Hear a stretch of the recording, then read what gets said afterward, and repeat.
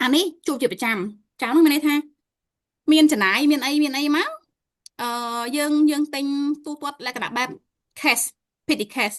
petty cash យើងរាល់ដងនេះមានតែមួយហ្នឹងឯងមួយហ្នឹងដាក់កូរចូលគ្នាជួនកាលមានអាហ្នឹងមានអីហើយអត់មានអីទៀតតទេមូលដាក់សម្ប៊ីមកយកប្រកាសពន្ធ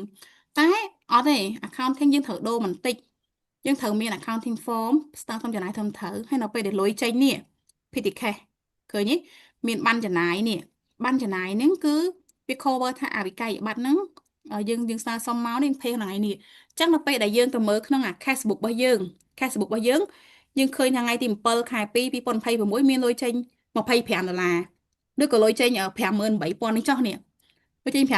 អញ្ចឹងចង់ថាហើយនេះឥឡូវ58,000នេះចំណាយគេចូលទៅបើក PV នឹងខ្វាត់គាត់មកសំណុំនឹងមក scan បើ PI auditor មើល58,000ហើយពេលដែលយើងផ្លាស់ប្ដូរពីត្រឹមតែឯកសារមកស្លឹកដែលយើងមានពីមុនមកមានថែមពីរស្លឹកទៅទៀតយើងនឹងឃើញរូបរាងក្រូណូរបស់យើងរៀបវាស្អាតយើងមាន proper យើងងាយស្រួលហៅយើងងាយស្រួលគ្រប់គ្រងហើយយើងមានអារម្មណ៍ថាក្រុមហ៊ុនរបស់យើងគឺ